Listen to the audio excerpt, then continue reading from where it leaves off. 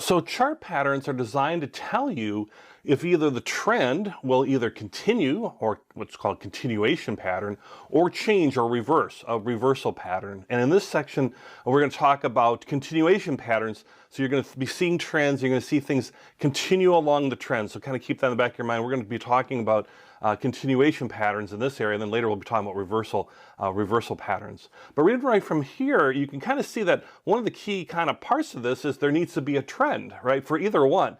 If there's no trend, you really have no continuation or reversal pattern, that's been fully formed. You might see a pattern in development, and you might be a trend being in development too, and you'll see that as we go through the lessons. But one of the key things is part of this whole trend is your friend, and the trend is going to help you as an indication and a predictor, and the patterns do that too, but they need that trend to be there as well. So that's where with chart patterns, sometimes they take a little patience around that because you're waiting for these things to develop.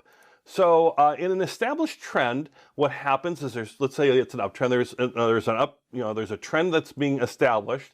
Prices are headed in a certain direction. That's what we made trend. Prices are either going up or down, and what can happen is there's a pause. There might be the strong trend either way, either up or down, and then there's a pause, a little slowing down of buying and selling. The trend is starting to lose its steam, so to speak. It's not as being firmly bought up or firmly sold off, so to speak. So it's starting to lose its steam. And when you see a continuation pattern, that is indicating that the trend will accelerate again after the pause.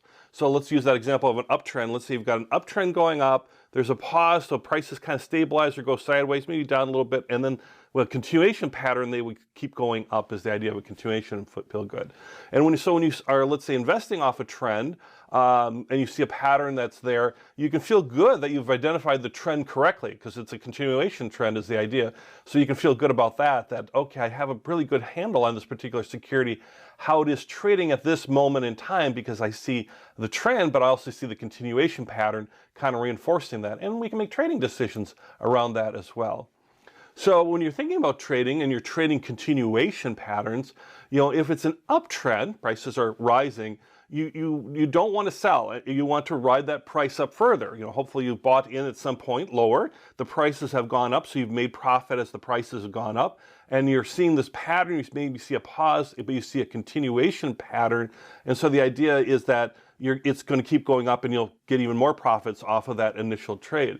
In fact, what you could do in some cases is you see that you could add even more to that trade, keep investing a little bit more in that security. Not only do you have your original investment, but maybe now you see this chart pattern and a continuation pattern is formed. You can even add a little bit more or add more, and now you've got even more money that's as you adjusted your position to kind of ride upward in an upward trend. Now if you're, let's say, looking to buy as opposed to short selling or other types of strategies out there, but let's say if you are buying securities and you see a downtrend, well, you can see that established downtrend, and you need to continue to wait that out and wait out that downtrend before buying in, right? So it's a good way to judge to see, is it going to reverse? Is that downtrend going to maybe go start into an uptrend now?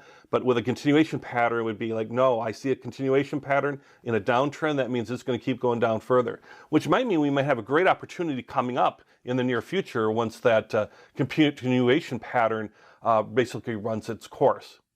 So that's the general idea behind continuation patterns. Let's now look at some specific examples of the actual patterns that you can see and how to trade off of them.